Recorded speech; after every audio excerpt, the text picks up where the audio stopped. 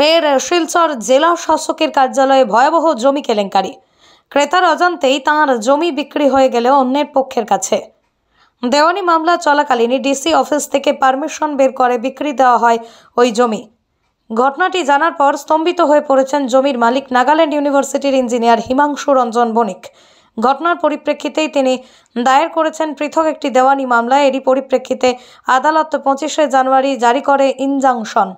কিন্তু ঠিক কিভাবে এই ভয়াবহ কেলেঙ্কারি সংগঠিত হয়েছে, জমির ক্রেতা হিমাংশু রঞ্জন বণিক জানিয়েছেন, নতুন দুধপাতিল সেতুর কাছে পূর্ত সড়ক লাগোয়া 4 কাঠার একটি জমি তিনি বাইনামা করেন 18/2/2021 তারিখে এবং রেজিস্ট্রেশনের জন্য পুরো 22 লক্ষ টাকা তিনি ব্যাংক মারফত দেন। পরবর্তীতে এই জমি জালিয়াতির কেলেঙ্কারির মাস্টারমাইন্ড জয়ন্ত নাথের কাছ থেকে তার বাইনা করা জমির পিছনের প্লটটিও তিনি বাইনামা করে নেন। 3 কাঠা 9 ছটাক জায়গা 18/1/2022 তারিখে তিনি বাইনামা করেন রেজিস্ট্রেশনের জন্য। এর পুরো 14 লক্ষ টাকাও তিনি দিয়ে দেন জমির মালিককে। কিন্তু দুটো জমি খণ্ডের জন্য 36 লক্ষ টাকা দিলেও রেজিস্ট্রেশনের জন্য টালবাহানা করতে থাকেন শিলচর প্রথম লিঙ্ক রোড 9 নম্বর গলির বাসিন্দা জমি জালিয়াতির কেলেঙ্কারির মাস্টারমাইন্ড জয়ন্ত নাথ। পরবর্তীতে তিনি নিজেই পারমিশনের জন্য আবেদন জানান, তখনই তিনি অবজেকশন পান। পরে খোঁজ পেয়েই জানতে পারেন এই জমি একটি এজমালি সত্ত্ব। মামলা করার বাধার মুখেই পড়তে হয় তাকে। পরবর্তীতে তিনি জেলা শাসক কার্যালয় এবং সেটেলমেন্ট কার্যালয়ে অভিযোগ জানান, কিন্তু অভিযোগ জানানোর দিন কয়েক পর তিনি জানতে পারেন তিনি ওই জেলা শাসক কার্যালয় থেকে পারমিশন বের করে বিক্রি করে দেওয়া হয় শিলচরের তারাপুরের রূপশ্রী নাথ নামে একজনের কাছে। জমি রেজিস্ট্রেশনের কথা জানতে পেরে তিনি সঙ্গে সঙ্গেই যোগাযোগ করেন জেলা শাসক রোহন কুমার ঝায়ের সঙ্গে। তাকে বিস্তারিত জানান তিনি অভিযোগ করেন যে অবজেকশন জানিয়ে রাখা সত্ত্বেও কিভাবে জেলা শাসক কার্যালয় থেকে বিক্রির পারমিশন বেরোলো এবং রেজিস্ট্রেশনই বা হয়ে গেল রূপশ্রী নাথের নামে। হিমাংশু রঞ্জন বণিকের অভিযোগ অনুযায়ী জেলা শাসক সব শুনে নিজেই স্তম্ভিত হয়ে যান এবং তিনি বিকল্প পথে এগোনোর পরামর্শ দেন। এরপরই তিনি আদালতের দ্বারস্থ হতে বাধ্য হন, জানিয়েছেন হিমাংশুর অভিযোগ, জালিয়াতির মাস্টারমাইন্ড জয়ন্তনাথ মোহরে দেবাশিস দত্ত এবং পাটোয়ারি নুরুল হক লস্করের সঙ্গে মিলেই এই কাজ করেছেন। পাটোয়ারি নুরুল ইসলাম এই আগেও বহুবার কুকর্মের জন্য সংবাদ শিরোনামে এসেছেন। উল্লেখ্য, এর আগেও শিলচর শহরতলির বেরেঙ্গায় টিটু মজুমদার নামে এক ব্যক্তির সঙ্গেও ঠিক এই ধরনের ঘটনায় ঘটে যায়। বছর দুয়েক আগেই ঘটনায় তোলপাড় শুরু হয় গোটা জেলা জুড়ে।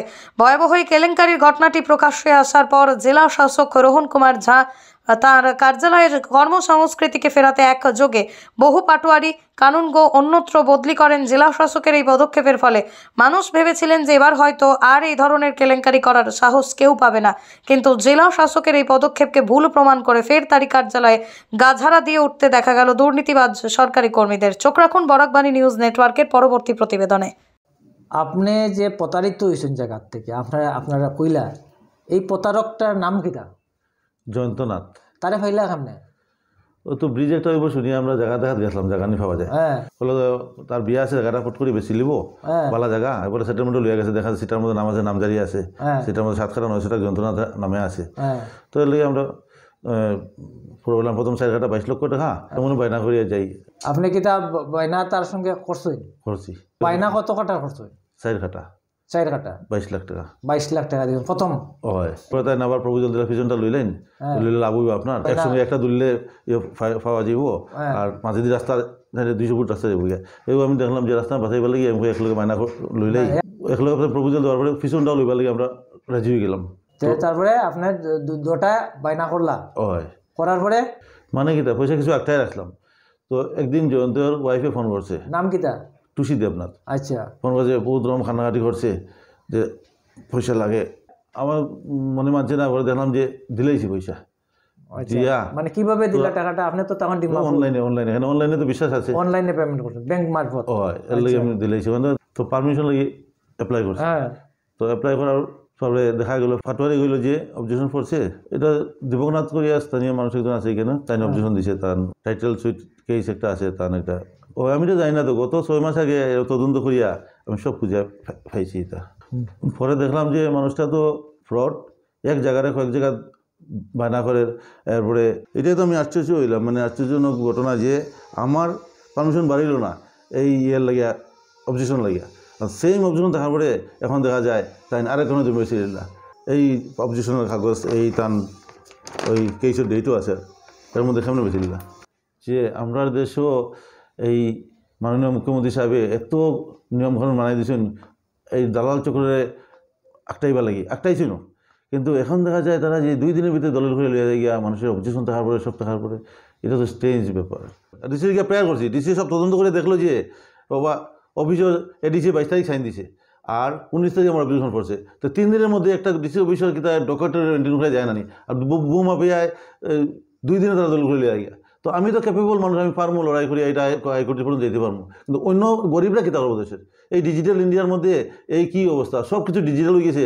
এখন 4 দিন লাগে অবজেকশন ফাইল হইতে হইতে, আর 2 দিনের জায়গা বিক্রি হয়ে যায়।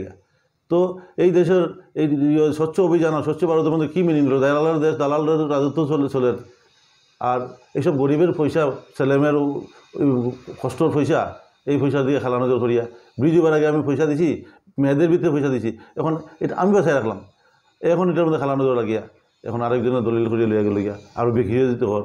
এখন আমি ডিসি সাহেব হয়েছেন, ওইটা সব সিস্টেম বাতাই দিয়েছেন, ওলা আমি করলাম, সব কেস ফেলাইলাম জায়গা।